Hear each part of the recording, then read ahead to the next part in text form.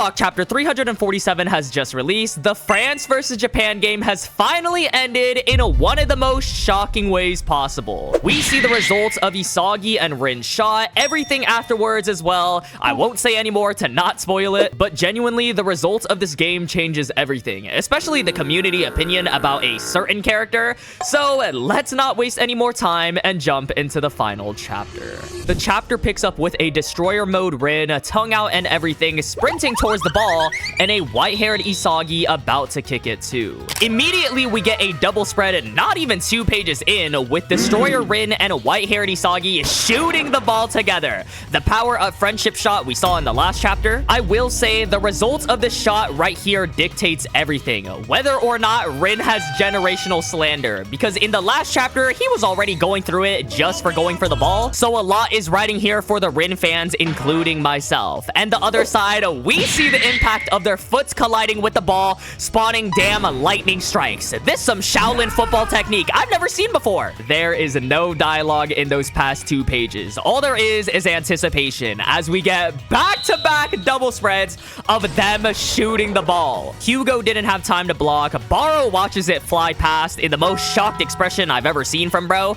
Shido and Layden also tracking the ball too. As the ball flies past all of them, no Loki or Charles in sight. It's up to Renoir to block it. This is it, y'all. To tie the game. Will the number ones of Blue Lock perform when they need it the most? The stakes are at its highest. Renoir reaches for it. The ball is going. All of our eyes are glued to the screen in anticipation. What we've been waiting for, folks. We see it go past the goalie's hand and...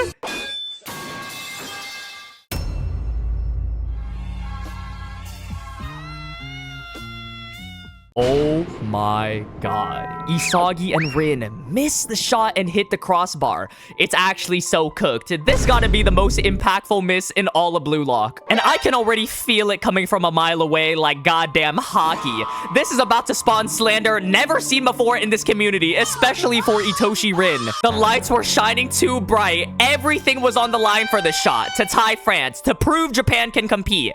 This miss rivals your homie shooting his shot for that 10 out of 10. Just straight bricks. I know hitting that crossbar was the loudest thing in that stadium. Everyone heard and saw this. And peep Isagi and Rin. No! How do you even describe this face? This is beyond flabbergasted. The damn miss even got them out of their forms respectively. How is that even possible? And I just know Isagi is ready to slime out Rin. Y'all know Rin is my favorite character and the community didn't hold back a single bit. I feel like Itadori in that one panel getting laughed at. I can now relate to the nagi fans. This single panel will forever be used as a way to get to Isagi and Rin fans. But we still got a lot more left to go. As the ball bounces off, we see Karasu yelling out, Shido looking up, Barou and a France defender staring in shock, as Julian Loki starts running for the ball. All right, wrap it up, gang. It's so over. We see the Godspeed lines. No mention of the timer either. So this is a telltale sign Loki is about to put on a masterclass. Karasu is just clenching his teeth watching. We see other players in front of Loki getting ready to stop him too. My dog Kunigami tries to get the ball first by jumping, but misses badly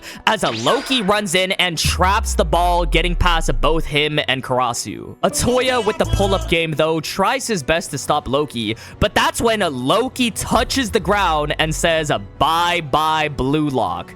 Then he proceeds to activate the blacked out eyes. We should absolutely be scared. This is how folks in Jujutsu Kaisen felt when Gojo arrived. Loki confidently aura gambling before the job's even finished. With Loki having the ball, we're past the point of no return. As he goes towards Atoya, hits him with the quick weave, got Atoya looking at a whole complete opposite direction. Sprinting down the field at an exceptional speed. Are you? What purpose does he serve?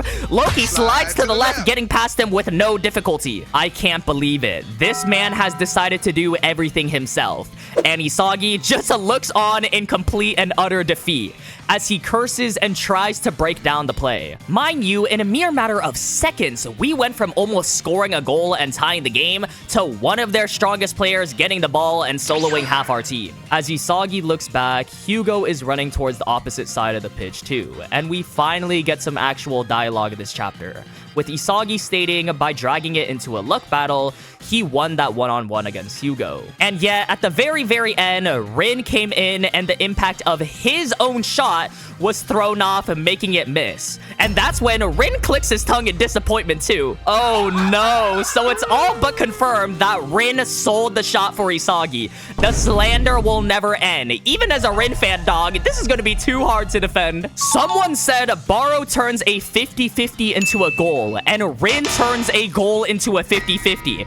What the hell? The creativity levels coming out just for the jokes and memes or something else? Not only did Rin ghost most of the match, the only time he appears, he was confirmed to ruin Isagi's goal. And then on top of that, he was pissed off himself, which is just making me laugh at this point. I already know the comment section is going to be filled with Rin slander and jokes. I can't even do anything about it too, because it was explicitly said Rin messed him up. However, we get some of the most important dialogue from this chapter, with Isagi saying if it wasn't for Rin, then getting a flashback to Ego's words, that everyone should be a striker, keep going for your own goal until the last second. Isagi then makes a realization, saying, according to that philosophy, Rin's action of going for the goal should be correct. And while Isagi is talking, we just see Aiku on the floor. Nah, bro is laid out like a picnic table. What is he doing splishing and splashing around? We didn't see bro defend. He's just on the ground. Y'all, I'm so disappointed. Aiku didn't even touch the ball once this match. Everyone did bad. The locker room is about to be just straight finger pointing and flaming each other. Isagi, continuing the monologue, says that, but if we lost because of Rin's play, it means that Ego's theory is wrong. And here we go, folks. Probably the most important line of dialogue for this U20 World Cup, and especially the next game against England. Because now Isagi is questioning the blue lock philosophy and has previously stated before that he needs to make his own theory to surpass Noel Noah. This dialogue right here is the key setup for Isagi's character in the next game, or even this whole arc. More importantly though, Loki has somehow made it all the way to Blue Lock's side, and with Aiku on the ground, he shoots the ball, and Gagamaru misses the block, leading to the final goal of the game. I have no words. Loki actually ran it down by himself. I won't lie, this literally saved Loki's whole character because everyone was thinking he underperformed until this very moment. And Gagamaru also conceded every goal this game. What did they do to you, son? I get the defense was trash, but this performance got tears in my eyes, and not in a good way. We also didn't even see Charles get a chemical reaction with Loki, even though it was hyped up, but I'm assuming Kaneshiro wanted Loki to have one insane feat individually for this game. Jumping back to it, we see the announcer screaming out, "Goal! Julian Loki has completed a 6-man solo dribble counterattack.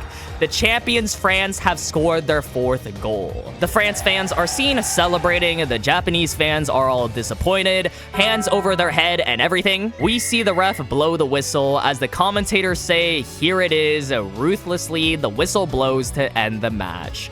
More than any striker from Blue Lock is the closest to becoming the world's best after all, the prodigy Loki. We see Karasu tired, as he should be from carrying the team, whether you agree with him or not.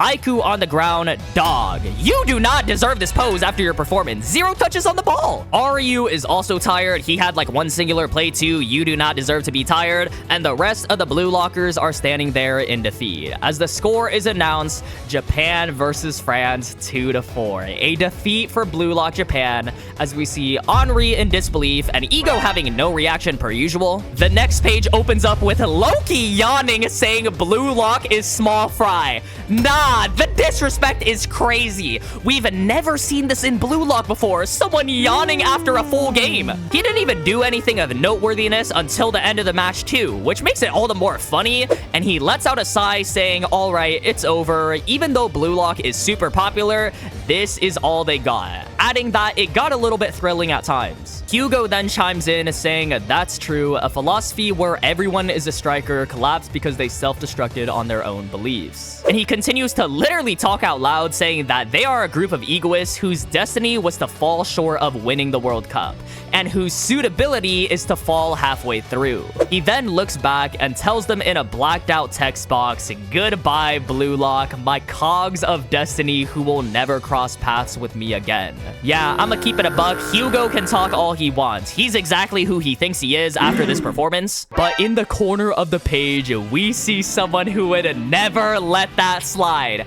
As they say, don't give me that goodbye crap. As Isagi is talking to Hyugo, telling him his logic was completely destroyed by his luck.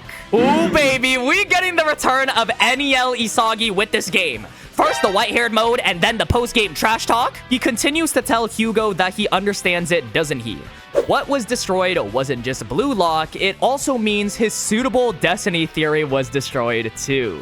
Hyugo looks back at Isagi and he continues to question Hyugo, saying with that, he's one of humanity's legends, a 4-time World Cup champion, laughing and scoffing at his dream. Isagi then makes Hyugo's own 2-finger pose towards him and says, "Don't run away, you number 2 bastard." Okay, Isagi getting his aura back in these last few chapters. Although it was by luck, he's basically saying that Hyugo won the battle but not the war, since he technically did win that 1v1 and would have scored if not for Rin. We then see Hyugo smile for the first time, and I can't believe it, folks. He actually has emotion. The nonchalant man is smiling, making a peace sign towards Isagi and telling him he's annoying. Nah, the smile and the peace sign is just a violation. He hit Isagi with the Gary Oak signature.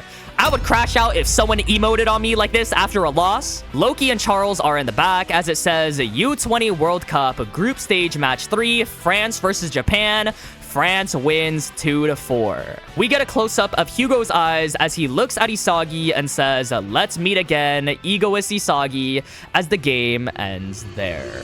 What an ending, folks. I think this was the best case scenario. France winning, BLUELOCK losing. The BLUELOCK philosophy is now being questioned too by Isagi. I think because of this ending, there is so much setup for the next England game. But first, let's talk about this chapter and the game in general. To give props when props are due, I will say I think this France game, week to week, was one of the most hyped games of BLUELOCK so far. And this is coming from someone who's been reading weekly since the end of the U20. Even though that's the case, I'm not gonna just mindlessly glaze. I think there was a lot of missed opportunities with this game, like the pacing or ghosting problems and narrative implications we never got to see, like Charles and Loki's chemical reaction. It's quite unfortunate, and I think this game would have benefited a lot more from having more chapters and not just being limited to these 2 volumes. But it was a very wild ride from start to finish, and I personally enjoyed it a lot. I think even though it was obvious France was gonna win, they did a really good setup for the future and kind of executed it in the right way. Isagi got his quote-unquote win against Hyugo, even though it was by luck and he only beat him once, setting up that future rivalry. And then France still proves they are a dominant team,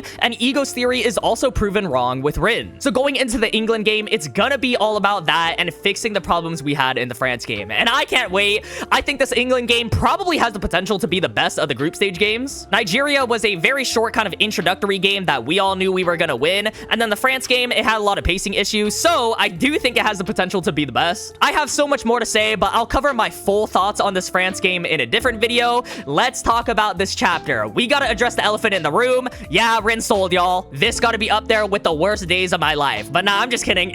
Even as a Rin fan, it's explicitly said that Rin messed up Isagi's shot, so he would have made it. Yeah, not even a minute was wasted. I was already sent all the slander in the world. Posts tagging me, comment sections and everything. I had it coming, y'all. On a real note though, I think regardless, France was gonna win this game just simply for plot reasons, but making Rin mess up that play and also have him underperform throughout the whole game maybe is grounds for him getting benched for the next game. We are living in a timeline where Rin could potentially be benched. I honestly never thought I'd see it. It's kind of crazy to me. This also marks the first time he hasn't scored in a game as well. It'll be interesting to see what Ego does, because if he does decide to bench Rin, who will will replace him, and what formation would we run instead? Maybe Shido gets to start and gets his time to shine because he didn't really do much in this France game, or let's say Ego continues to play him. I think there would be a genuine riot, at least in the community. Quickly, let's talk about what this loss means for the rest of the group stage. Going into the England game, they either need to win or tie with a higher goal difference. Now, depending on England's goal difference with Nigeria, Blue Lock probably has the advantage simply because they 4-0'd Nigeria.